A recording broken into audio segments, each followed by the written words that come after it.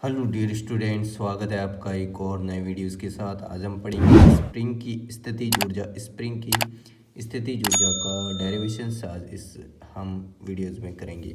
तो वीडियोस आपको एंड तक जरूर देखना है। देखिए, पहले इसकी हम थ्योरी समझेंगे, इसके बाद इसका हम डेरिवेशंस करेंगे विद डायग्राम, है ना। तो देखिए, जब जब क्या होता है कि स्प्रिंग कहते कैसे हैं, फिर कार्य कैसे करती हैं, वो हम समझेंगे। तो देखिए, जब किसी आदर्श स्प्रिंग को साम्यावस्था की स्थिति से, जब वो एक साम्यावस्था की स्थिति यानी कि एक जगह स्थिर रहती है, उस स्थिति से संपीड़ित अथवा खींचा जाता है ना। जब स्प्रिंग को हम खींचते हैं, जब इसको हम बल लगा के उसको तनाव दिया जाता है, तो स्प्रिंग में बाह्य बल के विपरीत दिशा में प्रत्यानयन बल उत्पन्न होता है ना। तो उसके जो बाह्य बल होता है, जहाँ पर हम उसको फोर्स दे रहे हैं, उसके ऑपोजिट डायरेक्शन में क्या उत्पन्न होता है, प्रत्यानयन बल, है ना।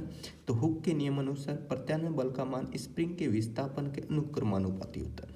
तो हुक का लॉ क्या कहता है कि जो प्रत्यानयन बल का लॉ, जो उसका वैल्यू होगी, प्रत्यानयन बल का मान होगा, जो किसके विपरीत होगा, बाह्य बल के विपरीत होगा, है ना। जो हम फोर्स लगाएंगे उसके विपरीत होगा, तो उसका मान जो होगा स्प्रिंग के विस्थापन के समानुपाती होता है, तथा उस कक्ष की दिशा विस्थापन के विपरीत होती है। ये इसकी थ्योरी होती है। ये तो समझने की बात है कि जब हम इसको फोर्स लगाएंगे किस स्प्रिंग को, तो उसमें जो प्रत्यानयन बल होगा वो उसके विपरीत होगा, तभी तो वो स्प्रिंग संपीड़न और विलयन करेगी, है ना।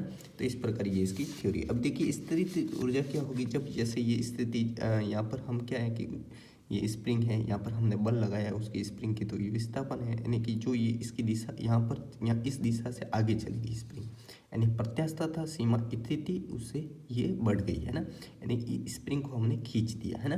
तो इस प्रकार ये इसका ग्राफ बना दिया। अब ये हमें देखिए F S is equal to -x यानी कि बल की विपरीत दिशा में, इसलिए यहाँ पर एफ एस क्या होता है, एफ एस होता है प्रत्यानयन बल या स्प्रिंग बल, है ना।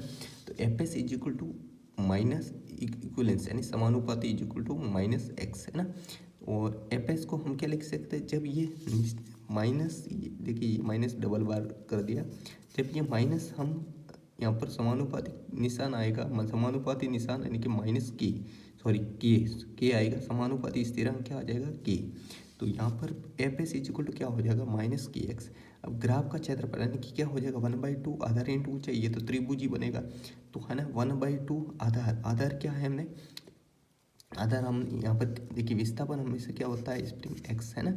और ऊंचाई यानी कि ये, तो बल क्या है, फोर्स, तो x इंटू एफ, है ना। तो 1/2 इंटू एक्स। अब फोर्स क्या है, हमने बल क्या लिया है, फोर्स लिया हमने -kx, तो f की जगह हम क्या लिखेंगे, -kx।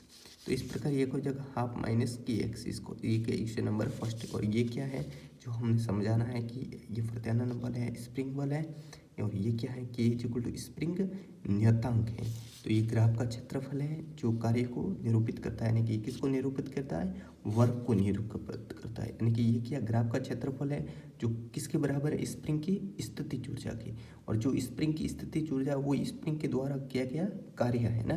तो स्प्रिंग की स्थितिज ऊर्जा इज इक्वल टू क्या हो जाएगी, W is equal to U। तो U इज इक्वल टू क्या है, -12x²। और यही क्या है, स्प्रिंग की स्थितिज ऊर्जा। तो जो हमें नियतांक व्यंजक निकालने को कहा था, डेरिवेशंस करने को कहा था, वो हमने निकाल दिया। तो thanks for watching the videos. मिलते एक नए वीडियोस के साथ, तब तक के लिए धन्यवाद।